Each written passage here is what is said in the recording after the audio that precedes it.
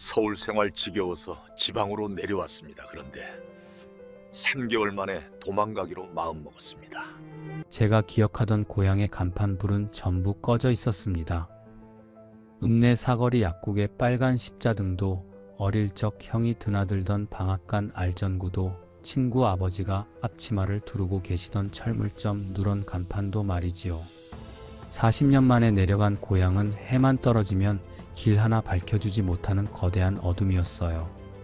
그 시끌벅적하던 저녁 골목은 아무리 두리번거려도 찾을 수가 없더군요. 서울살이 40년, 고향이라는 말만 들어도 가슴이 먼저 뛰던 평범한 60대였습니다.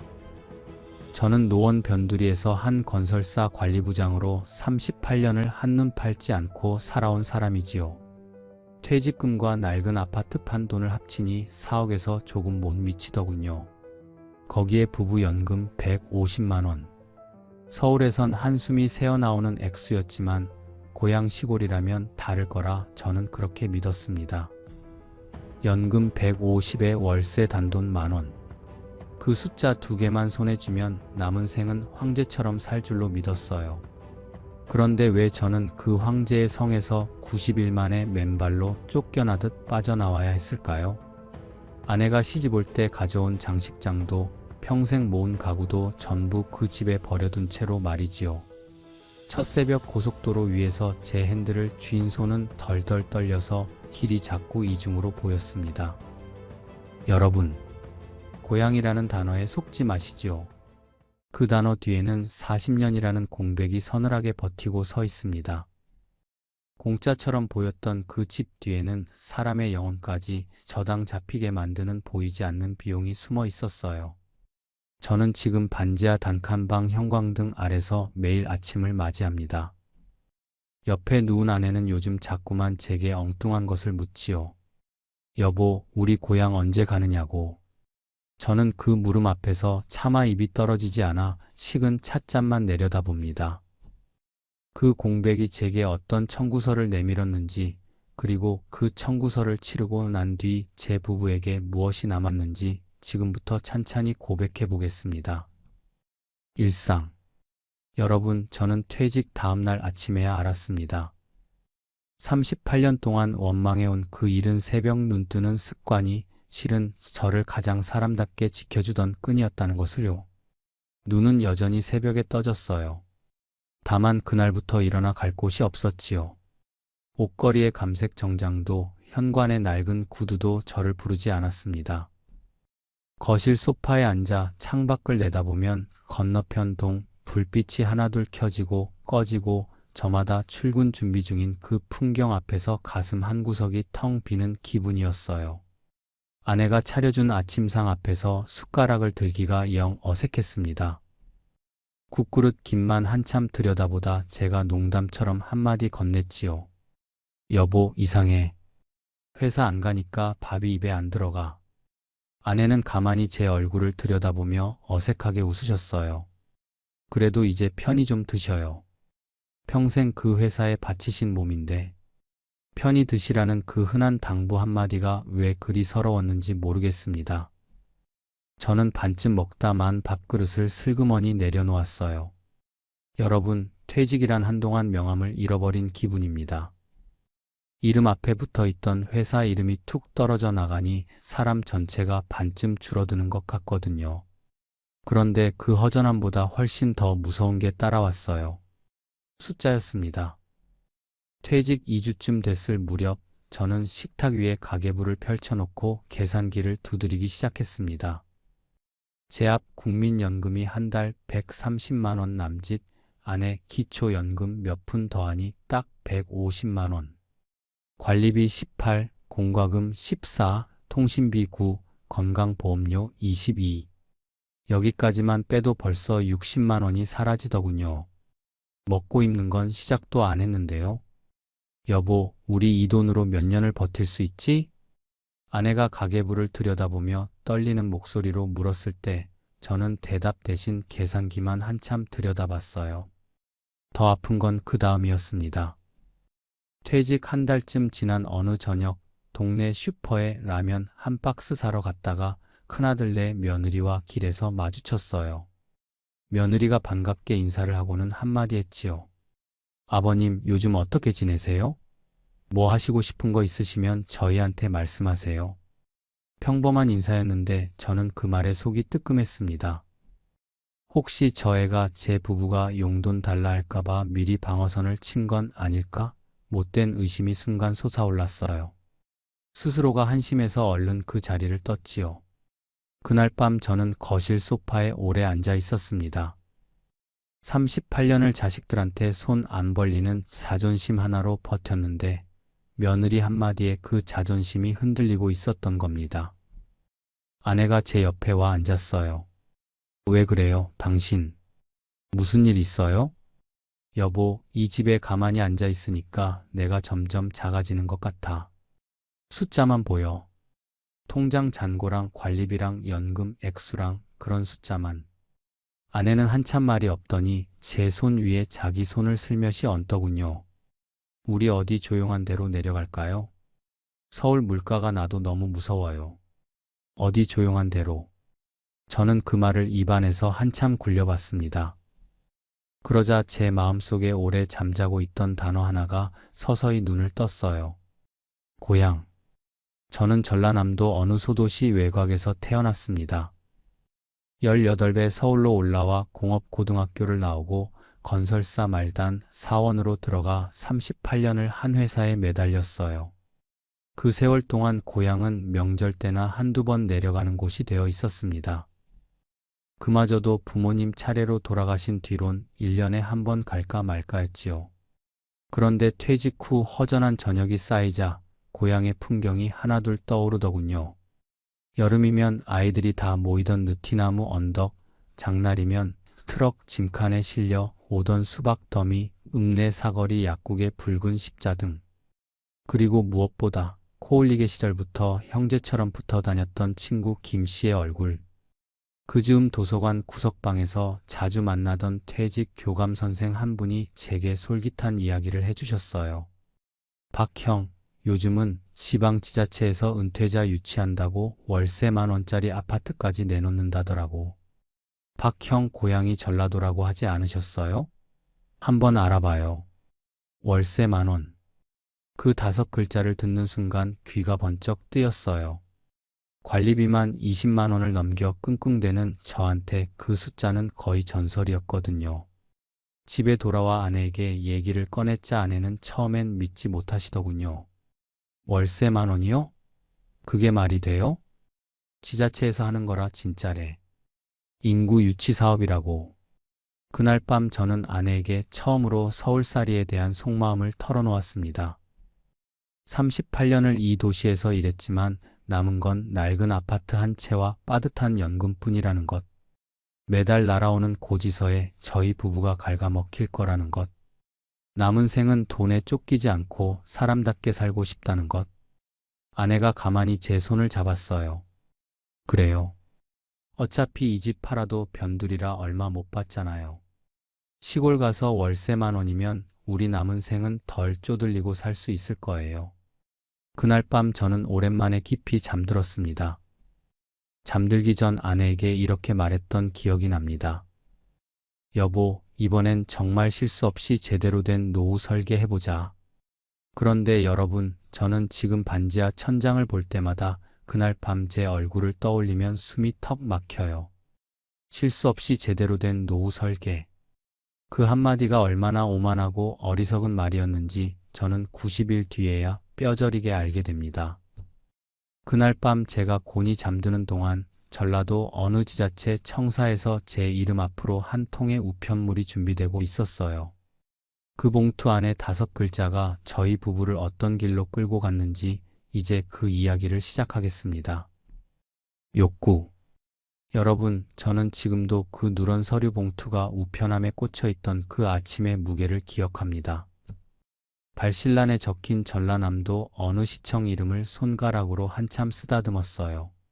한 달 전 도서관 어르신의 말을 듣고 저는 몰래 지자체 홈페이지에서 신청서를 냈습니다. 아내에겐 일단 접수만 해봤다고 얼버무렸지요. 그런데 진짜로 당첨 통지가 날아온 겁니다. 보증금 500에 월세 10,000원. 22평대 신축 아파트. 여보, 이리 와봐. 이것 좀 봐. 소리쳐 아내를 불렀어요. 앞치마를 든 채 뛰어나온 아내의 얼굴이 조금씩 붉어졌습니다. 이게 진짜예요? 진짜 월세 10,000원? 내가 꿈꾸는 거 아니지? 저희 부부는 그날 저녁 내내 그 서류를 식탁에 올려놓고 몇 번씩 다시 읽었어요. 돋보기까지 꺼내서 작은 글씨 함정 조항이 없는지 살폈지요. 다음 날부터 저희 생활은 완전히 달라졌습니다. 매일 저녁 가계부를 펴놓고 계획을 세웠어요. 서울 아파트는 시세보다 조금 깎은 3억 2천에 팔렸습니다. 퇴직금 잔고와 적금을 긁어 모으니 4억에서 조금 못 미치는 돈이 통장에 찍혔어요. 38년 회사 다녀서 제 손에 남은 전부였지요. 여보, 내 계획 한번 들어봐. 3억은 무조건 예금에 묶어둬. 비상금이야, 손도 안 대는 거. 나머지 9천 중 5천은 시골 정착하는 데 쓰고 4천은 1년 여유 자금. 생활비는 부부연금 150으로 충당해. 월세 10,000원에 관리비 10만 원 안쪽이면 우리 130 넘게 남아. 시골 물가면 넉넉하지. 여러분, 그 계산이 얼마나 순진했는지 저는 한참 뒤에야 알게 됩니다. 하지만 그땐 종이 위 숫자들이 저희의 남은 생을 완벽하게 지켜줄 거라 믿었어요. 계약서에 도장 찍기 전에 답사를 한번 다녀왔습니다.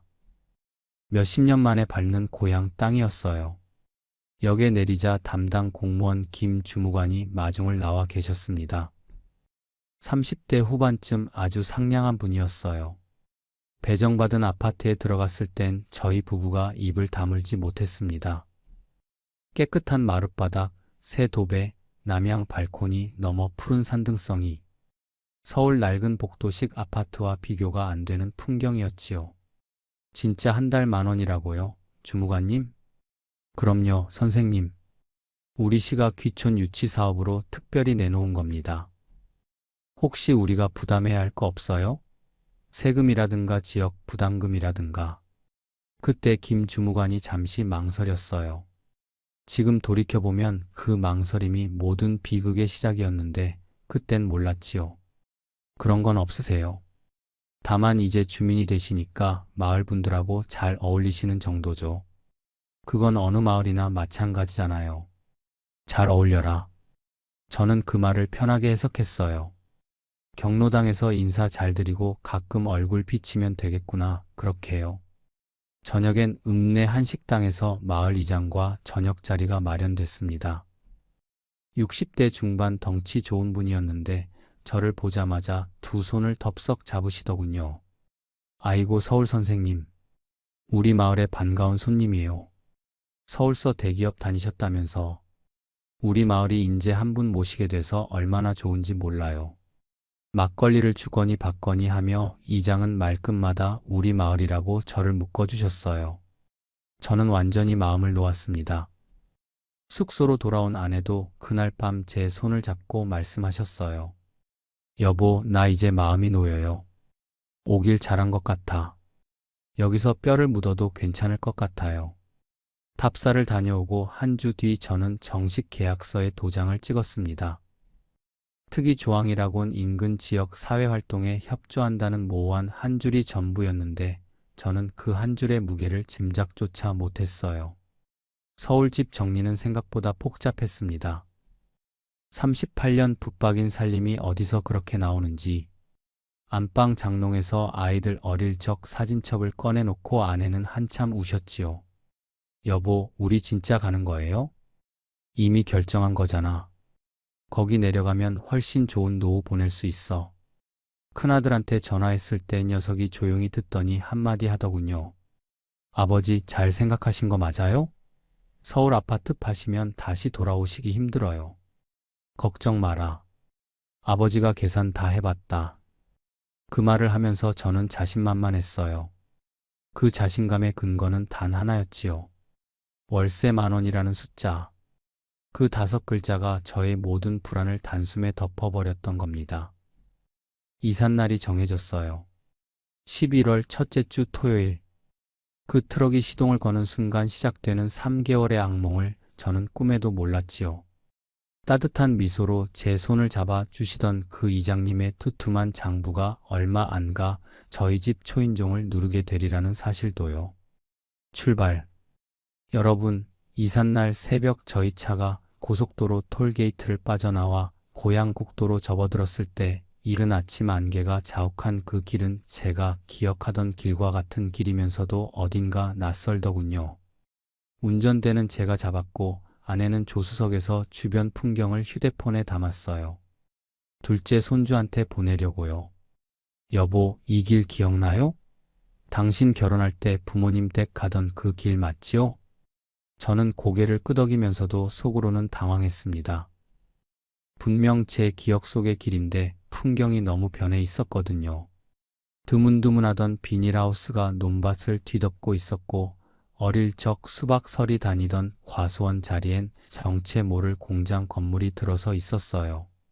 차가 읍내로 들어서자 더 이상했습니다. 제가 기억하는 읍내는 장날이면 사람들이 푹적이는 활기찬 곳이었는데 그날 중심 상가는 절반 이상이 셔터가 내려져 있었고 셔터 위엔 빛바랜 임대 종이가 펄럭이고 있었어요. 저쪽 약국 있잖아. 당신 어릴 적에 다녔다던 거기. 문 닫았네요. 제가 무릎 까질 때마다 뛰어가던 그 약국 유리창엔 먼지가 두껍게 앉아 있었습니다. 저는 나름대로 그 풍경을 설명했어요. 주인 아저씨가 돌아가셨나 보네. 아들이 이어받지 않은 거지. 단지 주차장에 이삿짐 트럭이 기다리고 있었습니다. 관리실로 가니 60대 후반쯤 되는 경비원이 저를 아래 위로 쓱 훑어보며 한마디 던지셨어요. 서울 양반이요? 예, 302호에 들어온 사람입니다. 이삿짐이 좀 많네요. 서울서 잘 사셨던 모양이구만. 우리 마을 사람들은 이렇게 짐 많은 거 처음 봐요. 22평 아파트에 40년 산 가정의 보통 이삿짐이었는데 그 말투가 묘하게 가시가 있었어요. 너희 서울 부자들이 왜 여기까지 와서 우리 몫을 뺏어 가느냐 하는 뉘앙스였지요. 저는 그냥 웃으며 넘어갔습니다. 오래 살다 보면 자연이 모이는 거지요. 잘 부탁드립니다. 나는 아저씨가 아니요. 단지 소장이요. 여러분, 돌이켜보면 그 한마디가 바로 시골의 민낯이었어요. 너희는 손님이 아니라 이방인이니까 얼씬거리려면 값을 치르라는 무언의 통보. 저는 그저 시골 어르신의 퉁명스러운 농담으로 흘렸지요. 짐을 올리는 동안 저는 이상한 걸 느꼈습니다. 단지 복도 곳곳에서 시선이 느껴지는 거였어요. 베란다 창에부터 저희 짐을 내려다보시는 분들, 복도를 지나가는 척 열린 현관 안쪽을 들여다보는 분들. 마치 저희가 구경거리라도 되는 것처럼요. 여보, 저 아주머니 아까부터 우리 쪽만 쳐다봐. 건너편 동 3층 베란다에서 60대 후반 아주머니 한 분이 팔짱을 낀 채 한참을 저희를 내려다보고 계셨어요. 저는 짐짓 밝게 손을 흔들었습니다. 안녕하십니까? 3층에 들어온 사람입니다. 그 아주머니는 반응 없이 창문을 스르르 닫으셨어요. 저는 손을 든 자세로 머쓱해져 얼어붙었습니다. 짐을 다 들여놓고 트럭을 보낸 뒤 저희 부부는 상자들 사이에 주저앉아 한숨을 돌렸어요. 아내가 이마 땀을 닦으며 웃어 보였지요. 여보, 우리 이제 여기 사람이네요. 집이 참 좋아요. 그때 초인종이 울렸습니다. 짐을 다 들여놓은 지 1시간쯤 지난 퇴근 무렵이었어요. 떡이라도 돌리러 오신 이웃인가 싶어 반갑게 문을 열었는데 문 밖에 서 계신 건 답사 때 배웠던 그 이장이었습니다. 그리고 손엔 답사 때와는 전혀 다른 물건이 들려 있었지요. 두툼한 양장 장부 한 권. 아이고, 서울 선생. 오늘 내려오셨구만. 네, 지나가다 들렀는데 다름이 아니고 우리 선생이 마을 주민 되셨으니 마을 규칙 몇 가지 알려드리려고요. 이장은 들어오지 않고 문턱에 발을 걸친 채 장부를 스르륵 펴 보이셨어요. 거기엔 놀라운 항목이 적혀 있었습니다. 첫 줄이 마을 발전 기금, 옆에 적힌 숫자가 500만 원. 이장님, 이게 무슨 기금입니까? 500만 원이라는 숫자가. 아, 우리 마을이 소멸 위기 지역으로 지정돼서 발전 사업을 추진 중인데 그 기금을 새 주민들이 분담하는 거예요. 서울서 아파트 파시고 오셨다니 선생도 사정이 빠듯하진 않으실 테고 500만 원 정도는 협조해 주시는 게 우리 마을 전통이요. 이장의 말투가 답사 때와 완전히 달라져 있었어요. 환한 미소는 어디 가고 눈빛이 서늘했습니다. 이장님, 그 얘기는 시청에서도 들은 적이 없는데요. 시청에서 할 얘기가 아니라 우리 마을에서 따로 거두는 거요. 공식은 아니고 전통인데 우리 마을 일원이면 따르셔야지요. 안 그러면 서운해하는 정도가 좀 심해질 수도 있고. 마지막 한마디가 제 가슴에 찬물을 끼얹었어요. 이장은 장부를 탁 덮으며 덧붙이셨습니다. 그리고 노인회비 월 3만 원, 경로당 운영비 월 5만 원, 환경정비 월 5차례 의무. 못 나오시면 회당 2만 원 불참금. 시골이면 다 있는 거지요. 이장이 돌아가신 뒤 저는 한참을 현관문에 기대어 섰어요. 아내가 상자들 사이에서 멍하니 저를 올려다보셨지요. 여보, 저 양반이 왜 저래요? 탑사 때는 그렇게 따뜻했잖아요. 500만 원이라니 그 돈이 어디서 나와. 그날 밤 저는 낯선 침실 천장을 바라보며 서울에서 마지막으로 잠들던 밤을 떠올렸습니다. 지금 이 순간이 마지막으로 마음 편히 잠드는 밤일지도 모른다는 서늘한 예감이 그때 처음으로 제 가슴을 스치고 지나갔어요. 탐색. 여러분, 이사 다음 날 이른 새벽 현관문 아래 누군가 흰 종이 한 장을 밀어 넣어놨습니다. 발바닥이 얼어붙었어요. 마을회관 아침 8시. 신규 입주자 박아무개 씨 필참. 이름 옆 빨간 인주 자국이 꼭 선고장처럼 보이더군요. 8시 정각 저는 혼자 회관으로 향했습니다. 앞마당엔 이미 10대뿐 어르신들이 모여 계셨어요. 대부분 7, 80대. 저는 모자를 벗고 허리를 굽혔지요. 안녕하십니까? 어제 이사온 302호 박아무개입니다. 돌아온 반응은 싸늘했습니다. 고개를 끄덕이는 둥 마는 둥, 아예 못 들은 척 옆 사람과 이야기만 이어가는 분들. 한 어르신만 저를 훑어보고 한마디 던졌어요. 서울서 왔다는 양반이구만. 몇 살이요? 68입니다. 허, 68. 애기네 애기. 우리 마을에선 자네가 막내요. 막내는 막내답게 굴어야 혀. 68 평생 이렇게 어린 취급받은 건 30 너머로는 처음이었어요. 회사에선 부장 소리, 동네에선 어르신 소리 듣던 제가 이 자리에선 신병훈련소 2등병 꼴이었습니다. 이장님이 장부를 펼치셨어요. 박 선생 자네는 오늘부터 월수금 새벽 6시 마을 도로 청소, 화목 오후 경로당 보조, 토요일 공동 텃밭 당번. 이렇게 하겠네. 이장님, 제가 월세 10,000원 아파트 입주민인데 이 정도 업무를. 말이 끝나기 전에 옆자리 어르신이 혀를 차셨어요. 월세 10,000원이 공짜가 아니야. 그만한 값을 치르는 거지.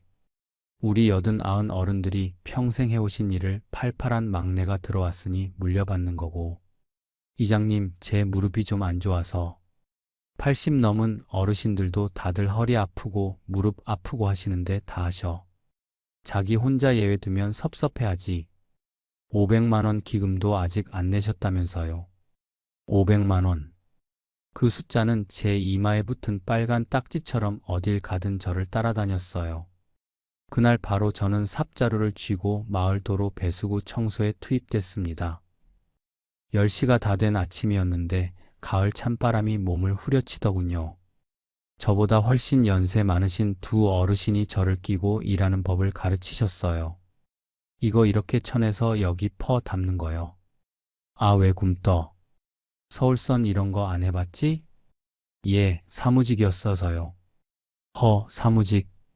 그 사무직들은 뭐 펜대만 굴려간디. 우리는 허리가 휘었어. 자네도 이제 휘어야 혀. 점심에 집에 돌아와 다리가 후들거려 현관에서 주저앉았습니다. 놀란 아내가 달려오셨어요. 저는 아내 앞에서 68 평생 보인 적 없는 구겨진 얼굴을 절대 보이고 싶지 않아 웃으며 얼버무렸습니다. 조금 피곤한 것뿐이야. 괜찮아. 그날 오후 내내 저는 파스를 붙이고 침대에 엎드려 있었어요. 제가 꿈꿨던 노후가 이런 거였나 천장을 보며 자문했습니다. 여러분, 몸 고된 건 차라리 참을 만했어요. 문제는 시선과 뒷말이었지요. 몸의 상처는 아물지만 시선의 상처는 밤마다 곱씹으며 벌어지거든요. 이사 열흘쯤 지난 날 아내가 읍내 마트 장을 보고 장바구니를 반쯤 비운 채 돌아왔습니다. 얼굴이 새빨개져 있었어요. 여보, 나 창피해서 다 못 사고 왔어요. 계산대 뒤에 아주머니 두 분이 그러시더라고요. 아이고, 서울 아줌마. 10,000원 아파트 살면서 뭘 저렇게 잔뜩 사요. 들으라는 듯이. 계산하시는 아주머니는 외상 안 된다고 굳이 저한테 말씀하시고 저는 아내를 꽉 껴안았어요. 어깨가 가늘게 떨리고 있었습니다. 제 아내가 살면서 이런 멸시를 받은 적은 한 번도 없었지요. 그 주 토요일엔 회관에서 환영식이 열렸어요. 이장님이 저희를 소개해 주시고 자리에 앉았는데 조금 지나 이장님이 제게 귀옛말을 하시더군요. 박 선생, 오늘 이 자리에 어떻게 빈손으로 오셨어요? 우리 마을 전통인데 신규 입주자 환영식에는 술이라도 한 상자 정도는 가져오는 게 도리요. 시청에서도 답사에서도 들은 적 없는 얘기였어요. 저는 그 자리에서 말다툼을 할 수는 없어서 고개만 끄덕였습니다. 회관에서 돌아오는 길 아내는 내내 우셨어요. 여보, 나 이제 회관 안 갈래요. 거기 다시는 안 갈 거예요. 아파트 안에서도 마찬가지였습니다. 엘리베이터에 타면 타고 있던 분들이 대화를 멈추셨어요. 저희가 내리면 문 너머로 속닥거림이 새어나왔고요. 한 번은 아내가 분리수거장에 다녀와 하얗게 질려 계셨어요. 내 쓰레기 봉투를 옆 할머니가 발로 툭 차시더라고요. 서울 사람들은 정리도 참 허접하게 하네, 그러세요. 할머니들이 그냥 심심하셔서 그럴 거야. 마음에 담아두지 마. 저는 아내를 달랬지만 속으로는 자문하고 있었어요. 우리가 뭘 잘못한 걸까요? 월세 10,000원짜리 집에 들어왔다는 게 이 마을에선 그렇게 큰 원죄였을까요? 이사 보름 만에 저는 알게 됐습니다. 시골의 정이란 말이 얼마나 얄팍한 포장이었는지를요. 포장을 한꺼풀 벗기자 그 속엔 오래된 계산과 외지인 경계와 저희끼리만 통하는 위계가 잠겨 있었어요. 저희 부부는 그 위계의 맨 밑바닥이었지요. 그럼에도 제가 버틸 수 있었던 건 단 하나의 믿음 때문이었어요. 적어도 옛 친구 김씨만은 변하지 않았을 거라는 믿음. 40년 전 송사리를 같이 잡던 그 친구, 결혼식 사회를 봐주며 눈물을 훔치던 그 친구. 그 친구 하나만 찾아내면 이 낯선 땅이 조금은 고향답게 느껴지지 않을까 하는 막연한 희망. 그 희망이 제 남은 3개월을 더 잔인하게 무너뜨릴 마지막 발판이 될 줄은 정말 몰랐습니다. 획득. 여러분, 이사 3주째 토요일 오후. 저는 드디어 용기를 내서 김 씨를 찾으러 나섰어요. 휴대폰에 저장돼 있던 김 씨 번호는 이미 없는 번호였거든요. 여보, 그 친구만 만나면 여기 생활도 달라질 거야. 그 친구가 한마디만 하면 분위기 확 바뀔 거고. 아내가 힘없이 웃었습니다. 여보, 너무 기대하지 마요. 40년이잖아요. 누가 알겠어요, 어디가 계실지. 김 씨는 그런 친구 아니야. 고향에서 뼈 묻을 거라고 했던 친구야. 낡은 승용차를 몰고 본동으로 내려갔습니다. 그런데 제 기억 속 골목이 하나도 남아있지 않더군요. 흙길이던 골목은 다 시멘트 포장이 되어 있었고 기와지붕 낮은 집들은 전부 철거되고 조립식 슬라브 집들이 들어서 있었어요. 아예 골목 자체가 없어진 곳도 있었고요. 한참 헤맨 끝에 옛 간판 그대로인 이발관 한 군데를 발견했습니다. 반가운 마음에 문을 밀고 들어갔지요. 어르신, 혹시 김아무개 씨 댁을 아십니까? 오, 형제 막내요. 제 초등학교 동창입니다. 일은 넘어 보이는 이발사 어르신이 가위질을 멈추셨어요. 아, 그 집. 한 5년 전에 서울인가 경기도인가로 다 올라갔어요. 그 집도 그 애 팔고. 제 가슴이 쿵 내려앉았습니다. 그 친구도요? 그 친구라기보다 그 집 막내지. 자식들 따라 경기도로 올라갔어요. 땅값이 좀 오른다고 해서. 이제 여기엔 연고도 없을 거요. 근데 양반은 누구요? 302호에 이번에 들어온 사람입니다. 아, 그만원 아파트. 그 한마디였어요. 그만원 아파트. 억양이 너무 익숙했지요. 약간의 비아냥과 경멸과 질투가 섞인 그 톤. 저는 인사만 드리고 황급히 빠져나왔습니다. 길거리에 서서 한참 하늘만 올려다봤어요. 제가 40년 가슴에 품었던 친구가 이미 5년 전에 이 땅을 뜬 사람이었다는 사실이 실감나지 않았습니다. 집으로 돌아오는 차 안에서 저는 한 번도 멈추지 않고 눈물을 흘렸어요. 다음 주 이장 동창 모임 명부를 통해 아직 마을에 남아있는 초등학교 동창 한 명과 연락이 닿았습니다. 농사일을 한다고 했어요. 읍내 한 식당에서 만났는데 얼굴은 늙었어도 눈매는 그대로였지요. 저는 반가워 그를 덥석 껴안았어요. 그런데 그 친구 반응이 미묘했어요. 어깨를 툭 치고 자리에 앉더니 막걸리 잔부터 들이키더군요. 반갑다. 근데 너 서울서 성공해서 내려왔다며? 아파트 몇 채 가진 양반이라고 하던데. 무슨 아파트 몇 채야? 낡은 아파트 하나 팔아서 왔어. 그럼 만원 아파트는 왜 굳이 들어갔어? 너 같은 사람이 거기 들어가서 뭐 하자는 거야? 진짜 돈 없어서 들어간 거 맞아? 숨이 턱 막혔어요. 연금 150으로 서울선 못 살아서 내려온 거지. 150이면 부잔 거지. 우리 마을 어르신들 뭐 그 연금이 있겠어. 너는 대기업 다니느라 그만큼 나오는 거지. 그 돈 벌겠다고 여기까지 내려와서 남의 파일을 가져가는 거야. 친구의 목소리가 거칠어지고 옆 아주머니가 제 쪽을 힐끔거리셨어요. 그리고 너 그거 알아? 우리 마을 개발 얘기. 이 근처 땅값이 공장 부지 보상 문제로 들썩여. 내가 거기 들어가 있으면 마을 보상금 나눠 먹는데 외지인이 끼는 거잖아. 그게 우리는 좀 불편해. 저는 그 한마디에 모든 게 이해가 됐습니다. 마을 사람들이 왜 저희를 경계했는지, 왜 인사를 받아주지 않았는지, 이유는 단 하나였어요. 저희가 그 돈의 파이에 새로 들어온 숟가락이었던 겁니다. 저는 그날 그 친구와 싸우지 않았어요. 막걸리 잔을 내려놓고 조용히 일어섰습니다. 야, 오늘은 이만 갈게. 술이 넘어가지가 않는다. 그래. 너도 이 마을 떠나는 게 서로를 위해 편할지 몰라. 여기 사람들 내 얼굴 보는 거 그리 반가워하지 않아. 집에 돌아와 아내에게 얘기를 다 전했어요. 아내는 한참을 울더니 수저를 조용히 내려놓으시고 차분하게 말씀하셨습니다. 여보, 우리 서울로 다시 올라가요.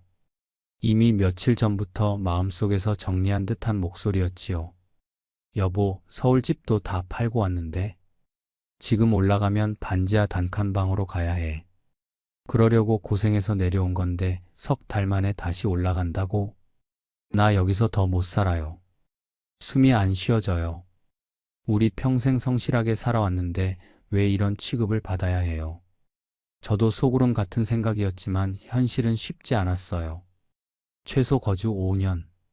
중간에 나가면 보증금도 못 돌려받고 서울 가서 집 구할 돈도 빠듯했습니다. 조금만 더 버텨보자. 500만 원은 내가 이장 만나서 미룰 거야. 저는 아내를 달랬지만 500만 원을 안 내고 이 마을에서 버틸 방법은 없었어요. 그리고 그 돈을 낸다 해도 이 마을이 저희를 인정해 줄 리가 없었고요. 그날 밤 저는 소파에 앉아 오래 잠들지 못했습니다. 창밖 마을 불빛들이 이제는 저를 감시하는 눈동자처럼 느껴졌어요. 그 자리에서 저는 깨달았어요. 제가 고향이라 믿었던 장소가 이미 오래전에 죽어버린 땅이라는 것을요. 제가 그리워했던 건 장소가 아니라 그 장소에 깃들어 있던 사람과 시간이었는데 그 사람과 시간이 사라진 땅은 생전 가본 적 없는 동네보다 훨씬 낯선 유령의 땅이었습니다. 노후 준비에서 제일 중요한 게 무엇인지 그날 밤 저는 처음으로 제대로 깨달았어요. 숫자가 아니었습니다. 제 마음이 기댈 곳, 제가 안식을 찾을 수 있는 곳. 그것을 먼저 물었어야 했는데 저는 월세 10,000원이라는 숫자 노름에만 빠져서 제일 중요한 질문을 놓쳤던 겁니다. 그런데 그 깨달음만으론 부족했어요. 바로 그 다음 주 제 부부의 삶을 송두리째 뒤집는 사건이 기다리고 있었지요. 아내가 국도변 어둠 속에서 길을 잃는 그 밤이 말이지요. 여러분, 이사 2달째로 접어든 어느 평일이었어요. 아내가 아침부터 유난히 무릎을 주무르며 얼굴을 찡그리셨습니다. 서울부터 끌고 온 퇴행성 관절염이 시골 노동에 다시 도진 거였어요. 여보, 오늘 읍내 정형외과 좀 다녀올게요. 주사 한 대 맞으면 나을 거예요. 혼자 갈 수 있겠어? 내가 공동 텃밭 당번이라 오늘은 못 움직이는데. 아내가 씩씩하게 손을 저으셨어요. 버스 시간 딱 맞춰 다녀오면 되지요. 답사 때 당신이랑 몇 번 다녀서 익숙해요. 진료 끝나면 꼭 전화해. 바로 마중 나갈 테니까. 밤늦게는 절대 혼자 다니지 말고. 네네, 걱정 말아요. 그게 제 아내와 나눈 그날의 마지막 정상적인 대화가 될 줄은 꿈에도 몰랐지요. 오후 3시쯤 텃밭 일을 마치고 집에 돌아오니 시계가 벌써 4시 반을 가리키고 있었습니다. 오후 2시 반이 마지막 귀가 버스였어요. 진료가 일찍 끝났으면 그 버스로 돌아왔어야 했는데 집안이 조용했습니다. 여보, 대답이 없었어요. 저는 황급히 전화를 걸었어요. 신호는 가는데 받지를 않더군요. 진료 보시느라 바쁘신가 하고 스스로 달래며 텔레비전을 틀었습니다. 뉴스에선 가을 태풍 소식이 나오고 있었고 서쪽 하늘이 점점 검어지고 있었지요. 5시가 넘자 속이 타기 시작했어요. 다시 전화를 걸었는데 이번엔 신호음이 끊기고 차가운 기계 음성이 흘러나왔습니다. 고객님의 전원이 꺼져 있어 연결되지 않습니다. 귀를 의심했어요. 아내는 충전에 무심한 편이긴 했지만 외출 전엔 꼭 완충하고 나갔거든요. 그 순간 가슴 한쪽이 서늘해졌습니다. 저는 자동차 키를 쥐고 뛰쳐나갔어요. 시동을 거는 순간 굵은 빗방울이 앞 유리에 뚝 떨어졌지요. 읍내 정형외과에 도착하니 이미 문이 닫혀 있었어요. 옆 약국 사장님이 아내를 기억하시더군요. 서울 억양 아주머니요? 네, 기억나요. 주사 맞고 1시쯤에 처방전 받으러 오셨어요. 그 뒤로 어디로 가셨는지 저는 고맙다는 말만 남기고 다시 차에 올랐어요. 버스 정류장은 이미 텅 비어 있었습니다. 막차까지 다 끊긴 시간이었지요. 여러분, 이 대목에서 한번 상상해 보십시오. 낯선 시골, 밤이 내려왔는데 비가 쏟아지고 가로등은 100m의 한계꼴로 겨우 서 있고 가도 사람 그림자 하나 보이지 않는 그 국도를요. 아내는 무릎 아파 지팡이를 짚고 다니는 60대 후반 여자였어요. 그 몸으로 이 어둠 속에 혼자 서 있을 거라 생각하니 운전대를 잡은 손이 덜덜 떨려 운전이 되질 않았습니다. 저는 병원에서 아파트까지 국도를 왕복하며 창문을 열고 외쳤어요. 여보, 여보 어디 있어? 내 말 들려. 빗소리와 바람 소리에 제 목소리가 멀리 가지도 않았습니다. 지나가는 마을 어르신들한테 무작정 물어보기 시작했어요. 지팡이 짚은 60대 후반 여자분 못 보셨어요? 서울 아주머니요. 못 봤는디요. 근디 이 밤에 여자 혼자 어디를 다녀요? 빨리 찾으시오. 어느 트럭 기사 한 분은 저를 불쌍히 보시더니 국도 한 바퀴를 같이 돌아주셨어요. 그분 트럭 조수석에 앉아 헤드라이트로 주변을 비추며 제 아내를 찾는 그 순간 저는 한없이 초라했습니다. 평생 아내 하나는 지키겠다고 큰 소리치며 살아온 68살 남자가 낯선 사람 트럭을 얻어 타고 자기 아내를 찾고 있었거든요. 2시간 가까이 국도를 뒤진 끝에 드디어 아내를 찾았어요. 아파트에서 3km 떨어진 버스 정류장, 이미 폐쇄된 지 오래된 그 시멘트 벤치 위에 아내가 웅크리고 앉아 계셨습니다. 여보, 여보. 제가 뛰어내려가 아내를 일으켰을 때 아내는 얼굴이 새하얗고 입술이 새파랬어요. 옷은 비에 젖어 온몸이 덜덜 떨리고 지팡이는 보이지 않았습니다. 저는 아내를 품에 안고 목 놓아 울었어요. 68 늙은이가 국도변 낡은 정류장에서 어린아이처럼 엉엉 울었습니다. 여보, 나 길을 잃었어. 버스를 탔는데 반대 방향이었나 봐. 기사 아저씨가 내려서 맞은편에서 다시 타라고 했는데 정류장이 어느새 또 없어지고 걸어서 되돌아오려니까 무릎이 너무 아파서. 돌아오는 트럭에서 아내는 제 어깨에 기대 잠든 듯 눈을 감으셨어요. 집에 도착해 아내를 씻기고 이불에 눕혔을 때 저는 처음으로 깨달았습니다. 제가 꿈꿨던 노후 설계가 얼마나 반쪽짜리였는지를요. 아내의 생명을, 몸을, 마음을 제 노후 계산서 어디에도 제대로 된 항목으로 올려놓지 않았던 겁니다. 다음날 아침 저는 마을 회관으로 향했어요. 어젯밤 제 차가 국도를 오가는 걸 마을 사람들이 봤을 테고 누군가 안부라도 물어줄 거라 기대했거든요. 그런데 이장과 어르신들이 저를 기다리고 계셨습니다. 안부가 아니라 추궁을 위해서요. 박 선생, 어제 밤늦게까지 차 몰고 동네 휘젓고 다니셨다고? 누가 신고해서 다 알고 있어요. 비 오는 날 그러면 동네 사람들이 놀라잖아요. 그리고 오늘 아침 공동 텃밭 당번이었는데 안 나오시고. 저는 귀를 의심했어요. 이장님, 어제 제 아내가 실종됐다가 겨우 찾은 겁니다. 병원 다녀오다 길을 잃어서 몇 시간을 헤맸어요. 휴대폰 배터리도 꺼져서. 아, 그건 안 됐는데.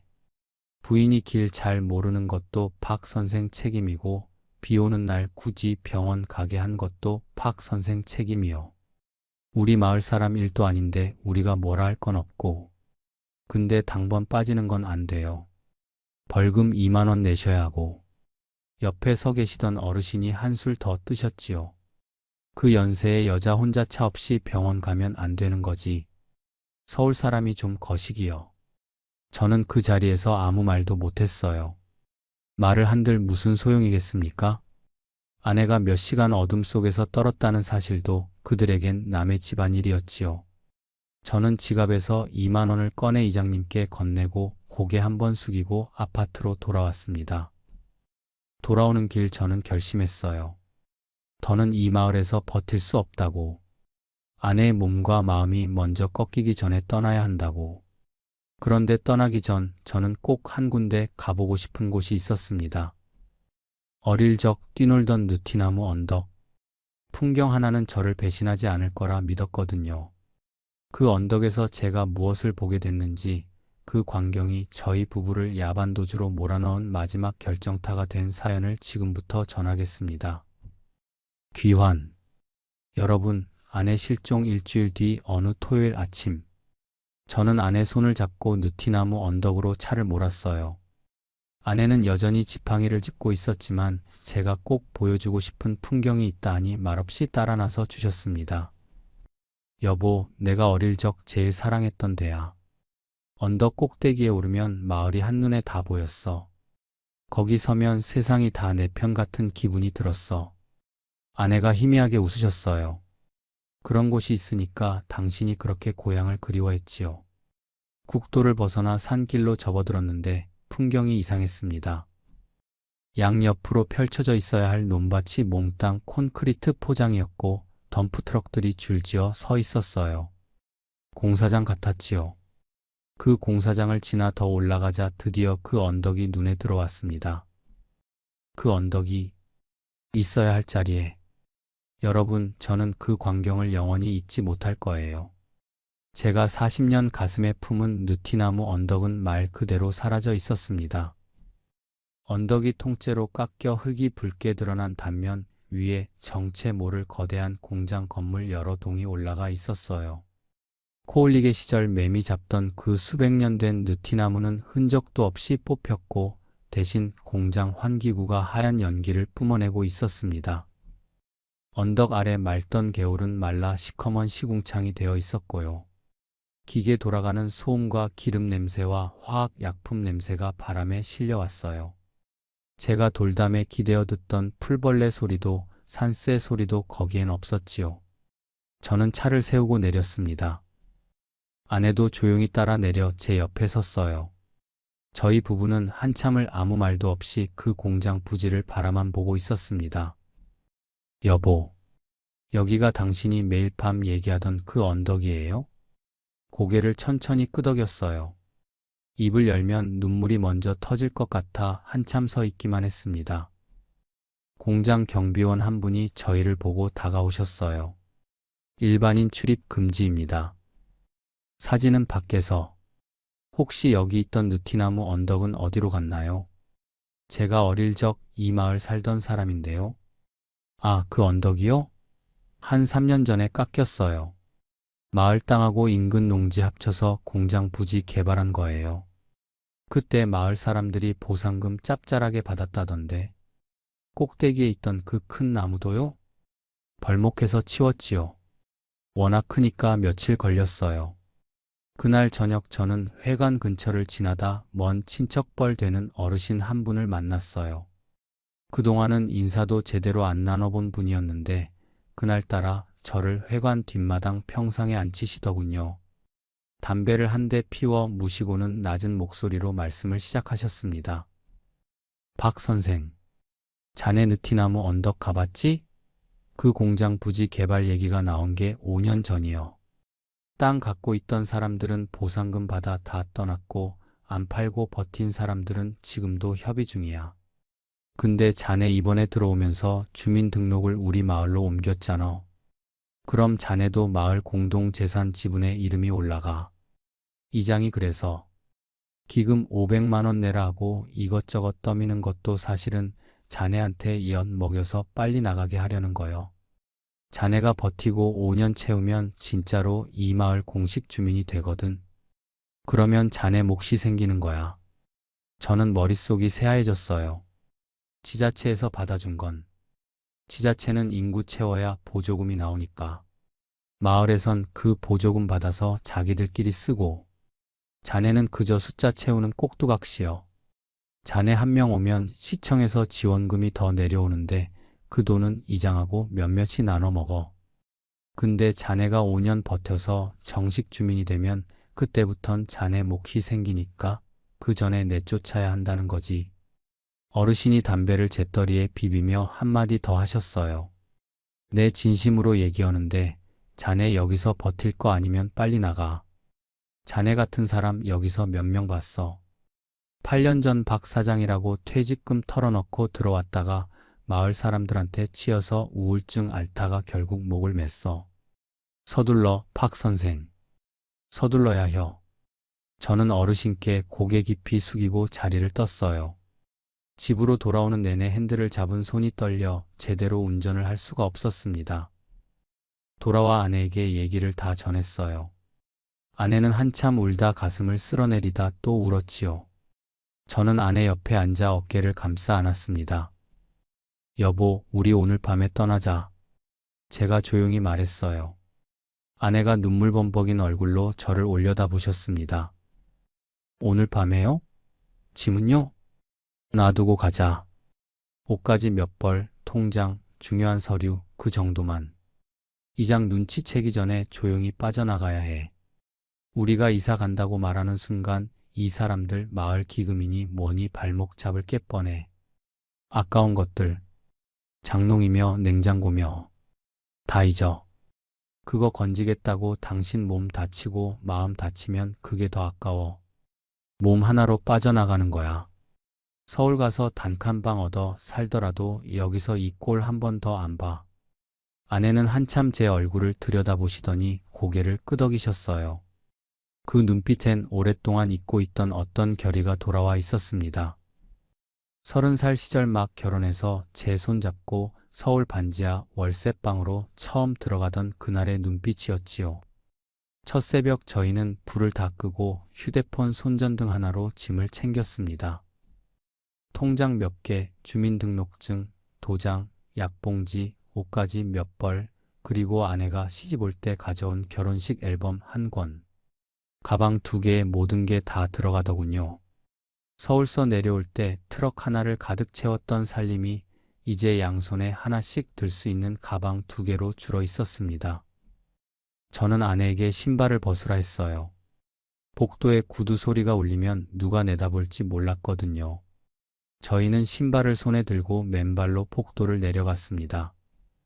시멘트 바닥 차가움이 발바닥을 타고 올라와 제 가슴까지 얼어붙게 하더군요. 지하 주차장에서 시동을 거는 엔진 소리가 한밤중에 메아리처럼 울렸어요. 헤드라이트를 끈 채 저는 천천히 주차장을 빠져나갔습니다. 단지를 벗어날 무렵 아내가 뒷좌석을 돌아보시더니 훌쩍이셨어요. 여보, 저 집에 내 화장대 두고 왔어요. 우리 결혼할 때 당신 어머니가 해주신 거. 여보, 그건 물건이잖아. 우리는 사람이잖아. 물건은 두고 가도 돼. 국도 위로 차를 올렸을 때 저는 룸미러로 점점 멀어지는 단지를 바라봤습니다. 한 번도 제대로 뿌리를 내리지 못한 3개월이 끝나는 순간이었어요. 고속도로 위에서 핸들을 쥔 손은 여전히 덜덜 떨렸지만 옆자리의 아내가 제 팔을 살포시 잡아주던 그 감촉이 지금도 생생합니다. 아내는 그날 차 안에서 한마디만 하셨어요. 여보, 우리 다시 시작해요.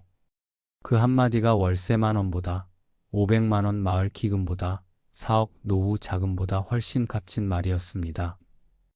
다만 저는 그때까지 몰랐어요. 그 다시 시작이 얼마나 험난한 길이 될지. 3개월의 고통이 저희 부부의 몸과 마음에 남길 흉터 중 가장 쓰라린 하나가 무엇인지를요. 그 마지막 이야기를 이제 전하겠습니다. 변화. 여러분, 서울에 도착한 건 그날 아침 8시쯤이었어요. 저희 부부는 휴게소 2군데에서 라면, 국물만 조금씩 떠먹고 물만 들이키며 5시간을 달렸지요. 문제는 서울에 도착하고 나서였어요. 저희는 돌아갈 집이 없었습니다. 서울 아파트는 석 달 전 남의 손에 넘어갔고 수중에 남은 돈은 비상금 3억과 정착금에서 쓰다 남은 3천만 원 남짓이었지요. 톨게이트를 빠져나오자마자 저희는 갓길에 차를 세우고 한참 앉아 있었습니다. 여보, 오늘 밤은 일단 어디서 자? 저는 아무 대답도 못하고 핸들만 붙잡고 있었어요. 이 큰 서울에 저희 부부가 갈 곳이 단 한 군데도 없다는 사실이 실감나지 않았습니다. 첫날 밤은 용산 어느 모텔에서 보냈어요. 하룻밤 8만 원짜리 작은 방. 아내는 들어가자마자 침대에 누워 등을 돌렸습니다. 3개월간 눌러왔던 긴장이 한꺼번에 풀린 탓인지 그날 밤 아내는 잠든 채로도 이따금 몸을 덜덜 떠셨어요. 다음 날부터 저는 부동산을 발로 뛰어다녔습니다. 3억은 절대 손대지 않겠다. 맹세한 비상금이라 제가 쓸 수 있는 건 3천만 원이 전부였어요. 결국 들어간 곳은 관악구 신림동 골목 끝 반지하 단칸방이었습니다. 보증금 2천에 월세 45. 방 한 칸에 부엌과 화장실이 딸린 소박한 집. 창문은 반쯤 땅 아래 묻혀 낮에도 불을 켜야 했고 장마철엔 곰팡이 냄새가 올라온다는 주인집 할머니의 설명도 들었지요. 아내는 그 집에 처음 들어간 날 방 한가운데 서서 한참 둘러보시더니 저를 돌아보며 살짝 웃으셨어요. 여보, 우리 여기서 살아요. 10,000원 아파트보다 이 방이 훨씬 마음 편하네요. 사람들이 날 째려보지 않잖아요. 저는 그 말에 그만 눈물이 났습니다. 22평 신축 아파트를 버리고 방 한 칸짜리 반지하에서 마음 편하다 말해주는 아내가 고마워서요. 서울에 올라와 2주쯤 푹 쉬었어요. 몸고생 마음고생이 쌓여 몸살이 제대로 왔거든요. 어떻게 보면 그 2주가 저희 부부 38년 결혼 생활 통틀어 가장 길게 쉰 시간이었을 겁니다. 그리고 저는 생각했어요. 이대로 연금만 받아 3억 비상금을 지키기만 하다간 10년이 못 가 그 비상금마저 바닥나겠다고. 저는 일자리를 알아보기 시작했습니다. 68이라는 나이가 걸림돌이었지만 다행히 건설사 옛 동료 한 분이 협력업체 격리 보조 자리를 연결해 주셨어요. 월급 120만 원 남짓. 많진 않지만 부부연금 150에 얹히면 월 270이 되는 수입이었지요. 여보, 나 다시 출근하게 됐어. 아내의 얼굴이 환해지셨어요. 정말요? 나도 뭐 좀 해볼까 봐요. 아내는 동네 초등학교 급식 보조 자리를 얻으셨습니다. 월 80? 저희 부부는 반지하 단칸방에서 새벽마다 서로 도시락을 싸주고 각자 출근하는 그런 생활을 시작했어요. 그 생활이 얼마나 소박하고 아름다웠는지 저는 68 평생 그렇게 만족스럽게 밥을 먹어본 적이 없었습니다. 그런데 여러분, 문제는 그때부터 시작됐어요. 서울 생활 한두 달이 지나면서 저는 아내에게서 이상한 변화를 느끼기 시작했습니다. 처음엔 사소한 것들이었어요. 제가 출근한 사이 아내가 전화를 걸어와 제가 어디 있는지 물으셨지요. 여보, 지금 어디예요? 언제 들어와요? 회사에 있지. 오늘 저녁 늦는다고 아침에 말했잖아. 아, 그래요? 내가 깜빡했네요. 한두 번은 그러려니 했어요. 저도 요즘 깜빡하는 일이 많았으니까요. 그런데 점점 잦아지더군요.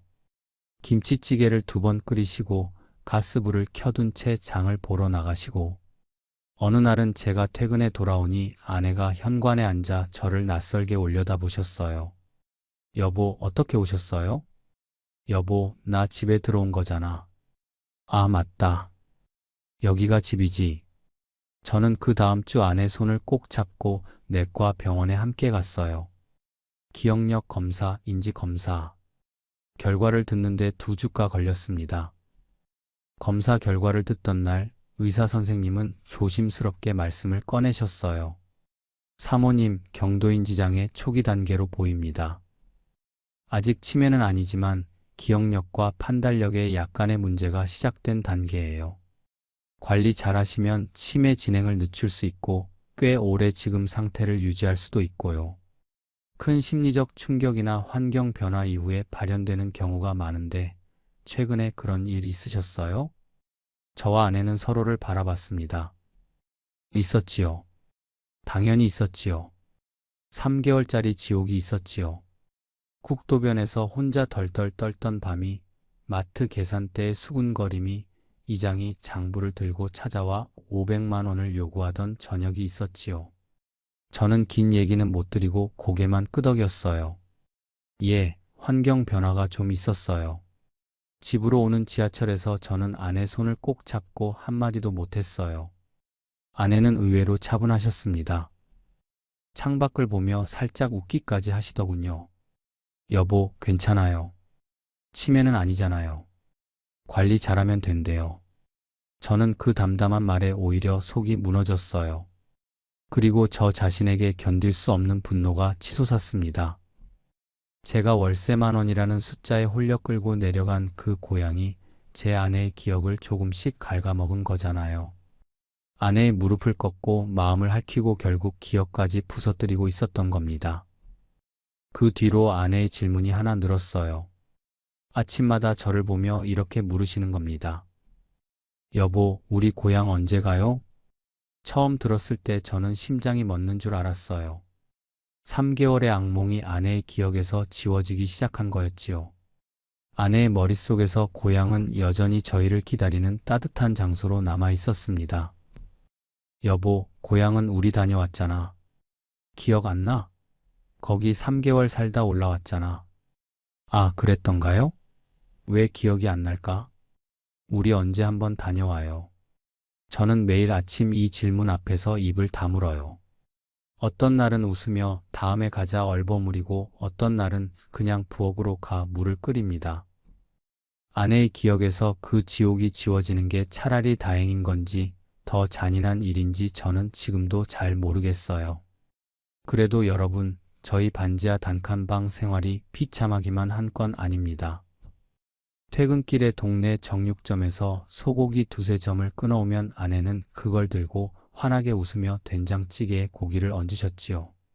10,000원 아파트 시절엔 된장 한 그릇 끓이는 것도 조심스러웠는데 여기선 마음껏 웃으며 먹을 수 있어요. 저녁밥을 먹고 나면 아내가 가끔 제 손을 잡고 말씀하세요. 여보, 나 요즘 행복해요. 우리 평생 이렇게 살면 안 될까요? 저는 그 말을 들을 때마다 코끝이 찡해집니다. 아내가 평생 원한 건 신축 아파트도 특혜도 아니었어요. 그저 남들 눈치 안 보고 마음 편히 밥 먹을 수 있는 작은 방 한 칸이었던 겁니다. 저는 그 소원 하나를 지키지 못해 제 아내를 낯선 마을에 끌고 갔다가 기억 한 조각을 잃어버리고야 만 어리석은 남편이었지요. 여러분, 요즘 저는 퇴근길 지하철 창문에 비친 제 얼굴을 자주 봅니다.